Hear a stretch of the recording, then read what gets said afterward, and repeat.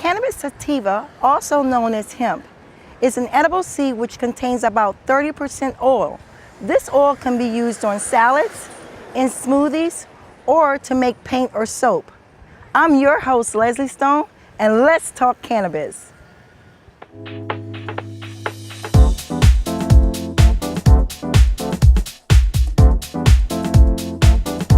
And this is what's happening in cannabis news. An article written for Rolling Stone magazine by Amanda Chicago Lewis cited RICO laws once used to nab the mob are now being used against legal marijuana businesses. For more information, go to www.rollingstonesmagazine.com. Aloha Green Holdings, Hawaii's first medical marijuana dispensary, sold out its entire stock of cannabis within the first 3 days. Hundreds of consumers waited for over 2 hours before they went dry. These are the latest happenings in cannabis. Tune in next week for more. Be on the lookout for the Lit Lounge event occurring in New York City on September the 24th, 2017. On September the 7th, 2017, the Women Grow Network will have their monthly signature networking event in New York City. And also happening in Boston from September the 15th to the 17th is the 28th annual Freedom Rally for Maz Khan and Normal. Let's Talk Cannabis hit the highest rooftop lounge in New York City to cover the launch of the Drug Policy Alliance Start Smart campaign, changing lives, mind, and eventually legislation.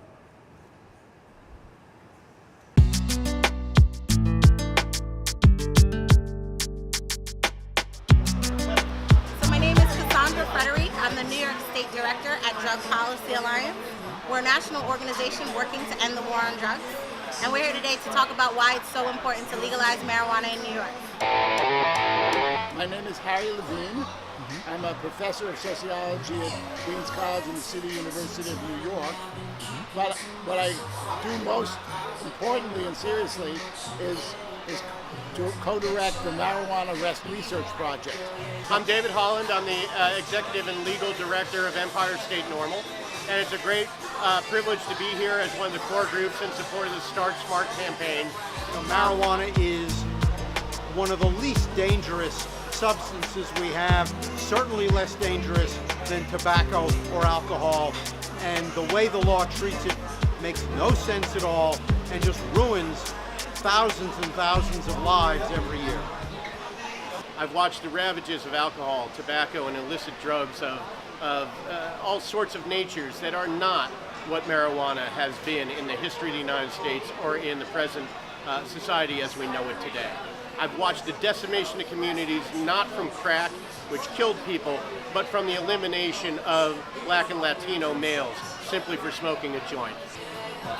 We're now on the 40th anniversary of the 1977 law that I sponsored that decriminalized possession of small amounts of marijuana. It was a law that was enormously effective. For the first 20 years that it was on the books, it did its job. Virtually nobody got arrested for possession of small amounts of marijuana. And then under Mayor Giuliani and Mayor Bloomberg, the police started mass arrests of almost entirely young Black and Hispanic men, 50,000 and more arrests a year for possession on grounds that it was in a public place. We have a website called marijuana-arrest.com, and we've produced over a dozen reports about the massive racist and racial disparities in the United States, and especially in New York, of marijuana arrests. We focus on marijuana-arrest.com. We focus on arrests. We use federal data, we have New York State data, we've done reports to California and Colorado. We help the NAACP and the ACLU work on this, and I've been writing about and working on the drug war since the beginning of the drug war. I believe that this is a better, safer, more exemplary way for us to have drug policy in America through the Start Smart campaign. And so tonight is the culmination of decades of work. And as I said to the people before, that I always knew that the people would come together, but I never knew that they would have so much passion and be so beautiful. And it's really terrific to be at the beginning of the end of drug prohibition and the marijuana version of it, most of all and first of all, and to start constructing a saner way to deal with not just marijuana and not just drugs, but the entire criminal justice system, and especially policing, which is the cutting edge of that. Those arrests have now gone down considerably under Mayor de Blasio, but the racial disparities are still there. We need to get rid of those arrests, and the best way to do that is for New York to finally pass the Senator Liz Krueger's bill to legalize and regulate and tax marijuana on pretty much the same basis as alcohol. The time has come for real justice. The time has come for everybody to be treated equally. And the time has come for citizens to speak up and say that they believe that there's a better way to have marijuana policy in New York State. And that is to set up a tax and regulate system where we can have an economy and we can have a basis by which to have populations not disturbed, but to be families and maintain and be whole. So tonight's event is about basically launching the campaign to legalize, tax, and regulate marijuana in New York State. We know that New York has been the marijuana arrest capital of the world and has continuously destroyed communities all over the state. And today we've decided that enough is enough. We need to deal with marijuana in a different way and join the rest of the country on having sensible drug policies.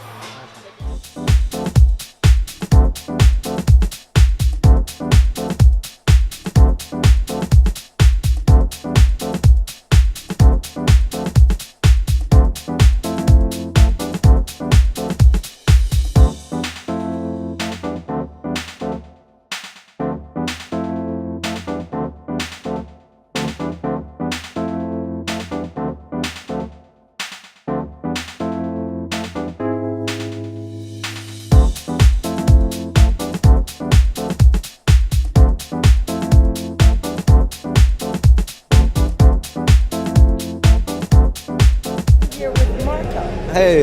Marka, how are you doing today? Awesome, amazing. Great.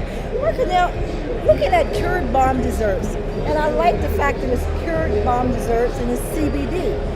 Tell us about your product. Here you have. Okay, these are our most famous and, very delicious gummies. We have stuff just like these right here. These are hemp edibles made with terpenes. Okay, well, our product is just the best product of CBD on the market right now.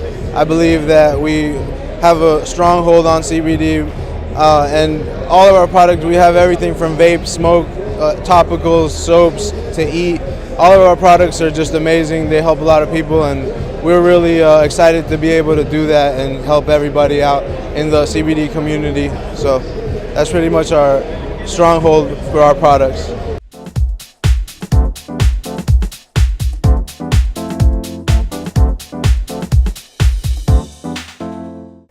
Hello, everyone. We're so excited to be here today with our special guest, Mrs. Charlie Anderson. And she's going to be talking with us today about the cannabis business. And once again, let's talk Cannabiz with Angel Crawford. Hello, Charlie. How are you? Oh, gosh, I'm very well, and I'm very excited to be here today with this particular topic, because when you approached me and we talked about it, I was like, oh, my God, there's somebody that's on the same page that I'm on with this that I can actually talk to about it. So I'm very excited to be here and very excited. I already learned so much off camera when I got here, so I'm just excited and happy to talk about it and learn some more. Well, that is the purpose of our show, really, is to actually inform the audience, let the viewers know what opportunities lie within this new multi-billion-dollar industry, and also to give you the information to make those decisions, to decide where you can become a part of this new industry. So now let's get to talk about you a little bit, Charlie. Let the viewers know a little bit about who you are and what you do. So I'm an attorney. I've been practicing law in the state of New York for 20 years. This year was my 20th year anniversary. I've represented entertainers. I do a lot of contracts and negotiations. Now, for some reason, I guess because in my generation, everybody's parents are passing, I'm doing a lot of probate work. I'm finding myself in surrogate's court a lot with wills and trusts. And then the entertainment industry is kind of shifting. So now I'm seeing a lot more reality show contracts than anything else.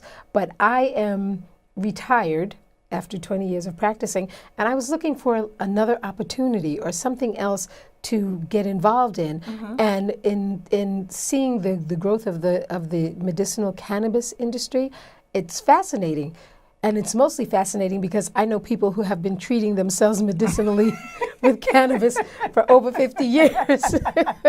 I think we all know someone that has done that. So, the whole structure, the whole legalization of it, and the whole recognizing that it is purposeful for medicating and treating people and helping people just get a better quality of life. I'm like, how can I move this forward? What can I do? How can I be involved in it? Because it's so important. And you see so many, as we were talking before, it's like you turn on the TV and you see a commercial that says, if you take this product, it can cause kidney failure and heart palpitations and all kind of different things. And they're selling this, they're marketing this, it's legal. And here you have something that comes from the earth that can help people, that's natural. And the whole reason why we can't use it medicinally now is because there was no way to monetize it for the people who could put all of the regulations on it and make it now difficult for the people who've been selling it for the last 50 years to actually be involved in the industry.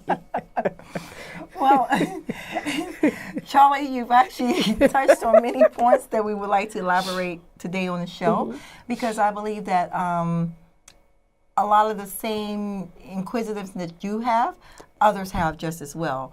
And I guess one of the first things I would like to talk to you about, just kind of tapping into a little bit of your background and your career, because one of the biggest issues I believe right now when you think about the whole legalization of marijuana is how does it impact the people that have been criminalized for it? And, that's, I don't even know what to say about that, because I don't know, or I don't know that anybody knows how we're going to bring those people who were in there who committed crimes that are not really crimes. How do we get those people out, and how do we get those people back in the street? And we have like every state in America that has people incarcerated for what is no longer a criminal. And the unfortunate thing is most of those people who are incarcerated look like us. Yes. They look like us, and and it's sad. And I hope that I recently read somewhere, but I didn't want to talk about it because I'm really not that knowledgeable about it. But I really did read somewhere that there was some legislation in some state that was actually allowing these people to come back up before the judges and get released if they had like minor infractions.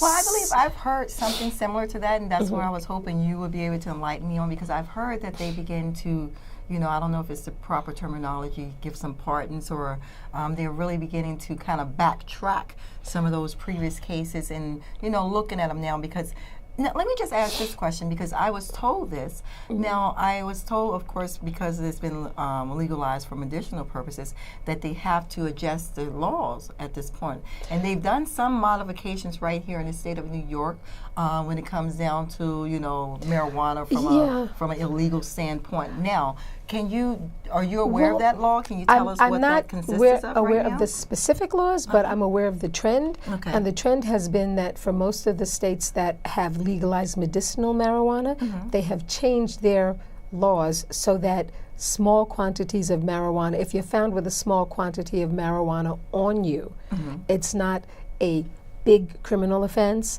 Like maybe it's a misdemeanor or you get a death ticket or something like that, but you don't get hauled in like you used to get hauled in. And that speaks to the point of how do they rectify this now that they have all of these people, And the thing is that because they're still I think that the people who have been in there for long periods of time who have not finished whatever they got the sentence, 2 years, 18 months, or what have you.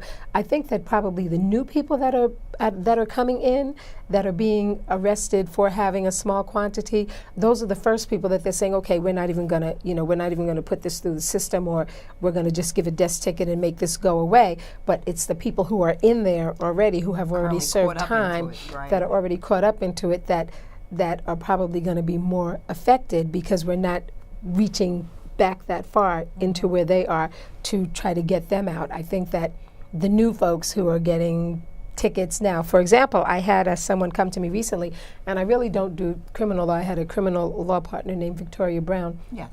I do more of the civil at my practice, and I had someone call me recently who, I think he said he had already finished smoking, and maybe the officer came around and smelled that he had been smoking, like he was not seen with the marijuana cigarette in his hand, and he got a ticket, a misdemeanor ticket, but he still has to go and appear before the judge.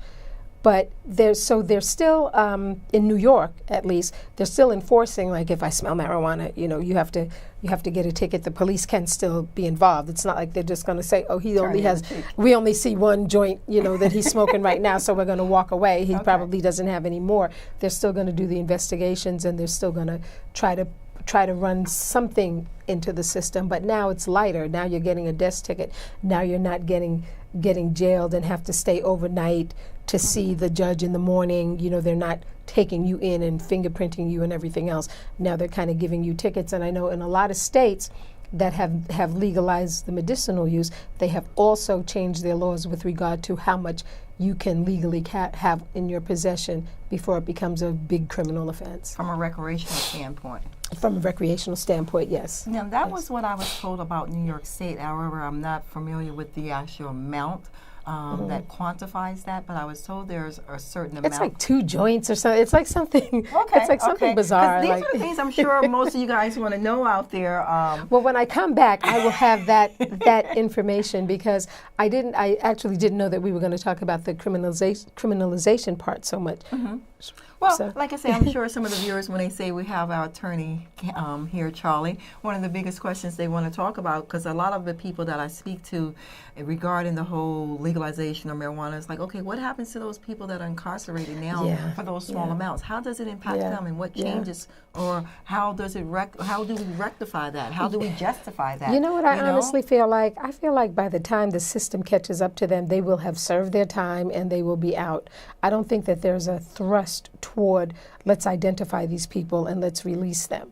It's very unfortunate, because something like that, I mean, that's a whole nother space. That's a whole nother space, because I like I said, I don't think that anybody is saying, oh, well, look up all of these infractions and get all of these people over here and let's, tell them, okay, your time is served. They still already served the time.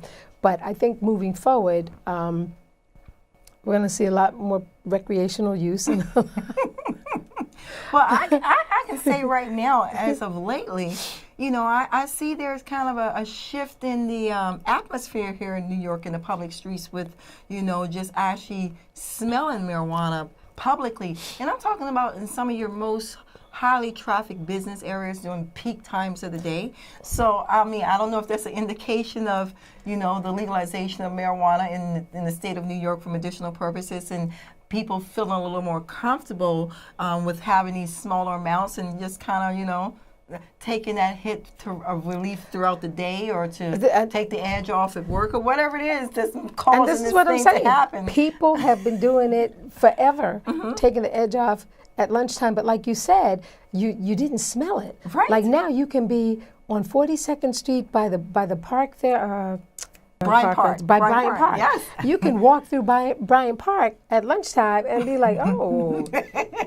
And you think you're there on 420 or something. Exactly. And then and in the evening, and sometimes in the morning. Like I have this joke, because I live in Harlem, and a lot of times, you'll get on the train and somebody will smell like weed in the morning. Yes. And I'm always like, I hope people don't think that's me. Because I walked right in with it, or behind the person. We don't know who it came from. so early in the morning. But, people have been doing it for the longest time. But the beauty about it being legalized for me is for medicinal purposes, for those people who really need it. So now they don't have to go to Colorado, or they don't have to take, I was watching a documentary where people were actually having to take their children to get them to relief from Tourette's and those type of syndromes, where marijuana is so helpful. They're finding it so helpful for them, and they can't get it in their home state. So could you imagine having to pack up everything to save your child? Like, I have to leave my job, my income. I have to leave my family and friends so that I can save my child. So I think it's wonderful that so many states have legalized it. But then I also think it's wonderful that there will be opportunities coming for that. And I just want to figure out, how do we get the opportunities for the people who have been in this business all this time? How do you get involved? How do you get, because the regulatory scheme is crazy. Well, I believe what's happening right now, everything's in the gray. And I believe when you're talking about getting involved, there's so many ways to get involved. It's more about finding your niche. Between you and I, there will never be a time in our lives that we would see an industry from inception. Right. Okay? Right. So this is revolutionary for us. Right. To be able to be a part of something from its inception, from the beginning of the industry, ground floor up. So when you look at it from that angle, that means there is an abundance of opportunities. It's just about finding the appropriate fit. And the most important thing, I believe, in being able to find the fit is just knowing what's available, having the information to make that informative decision, and to kind of know which angle to pursue. Now, when we're talking about medicinal marijuana, as we were speaking about it, one of the things that is very appealing to me, because I have always been one, when we're talking about from a health level, I really practice more holistic, okay? And as we all are aware, within the day's world, it's all about healthy living, healthy lifestyle. Absolutely. And all of a sudden now you can see they're really pushing very organic foods, natural, everything's natural. Yes. So when we go back to the naturalness, and that's what marijuana is, it's a herb from the earth. When you look at marijuana, it comes from herb. It's a herb from the earth. So it is something that's within this plant, like most plants that we have in the world, because every medicine that we have is extracted from a plant, guys. Exactly. Everything comes from some source of plant or some element of life. And when it's synthetic, that's when you have all kinds of problems. Right, because that means it's been tampered with. It's not in its natural form. So when you think about medicinal marijuana, and one of the greatest things I believe that medicinal marijuana offers is no side effects. See, when you think about medication, and that's one of the reasons why I've never wanted to take medicines. Even now when I go to the doctor, they can prescribe me antibiotics, they can prescribe me anti-inflammatory, whatever they prescribe me. I'm always looking for a natural ailment. Turmeric for inflammation. Exactly. And whatever. Exactly. I have Exactly. So I use turmeric. So I'm always looking for that natural thing. And just even learning to cook with natural ingredients without using salts and peppers. And if you use some of these fruits and vegetables and spices and herbs, you can have some of the most robust flavors and things of that nature. It's all natural, but you just got to know how to get it and where it comes from. Exactly. The source. Exactly. So, and I think that's where we're going to go from here, because now we're going to look at the source and what makes that marijuana a healing element. So most of us, when we think about marijuana from, just that recreational use and having fun from, some of our friends in college. Can I tell you something? You know what I always thought about when I watched shows that had Indians smoking that peace pipe? What? That came from the ground. They smoke that for unity and beauty, and I know after you smoke that, everything looks wonderful. Everything is beautiful. Everybody is my friend. Everything comes into harmony. Came from the ground. Well, it's so funny, because just by making that statement, I must agree with you. I remember when I was younger and in college, and was being introduced to various types of drugs and things of that nature. And if you want to explore, and one of the things I thought about with marijuana versus other drugs was like, well, this comes from the earth, so it can't be too bad. It's a plant. Just like it's a plant. Exactly. And that was always my thing. Like, well, maybe it's not that bad after all, because it is a natural thing, although it supposedly gets you high, but it comes from the earth. So, Supposedly. but anyhow, as you can see, just talking about things like this, it kind of gives you your euphoric high, and it just kind of Yep. heightens your awareness, and it kind of gives you this whole sense of just feeling good and just But you know, make it's you funny. speak freely. It's something that everybody did. Like I didn't inhale, but you tried it. You know? And you have Everybody the side does it. effect from Everybody. it, right? Then all of a sudden you're laughing and talking just as much as the person that did. So I believe it does have that type of effect as well. But now, when you start to think about it, you know, when you're looking at this whole new multi-billion-dollar industry, there are so many avenues to explore. Okay, and that's one of the things we want to do is open up that gateway of opportunity to show you the various avenues that one can explore. And let's just start there, because today what I've done, I've actually brought in some various CBD products, Right. just to kind of show you the various opportunities that lie within this industry. So one of our first products we're going to look at is called CBD for Life. Now this is actually a hand lotion body cream, and it's actually built with or created from the CBD, which is the medicinal extract of marijuana, a natural element.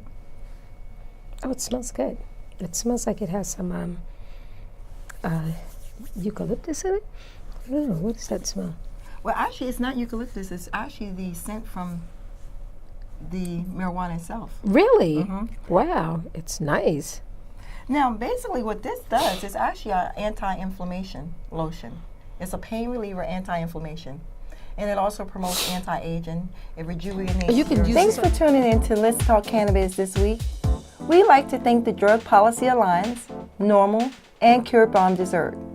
Follow us on social media.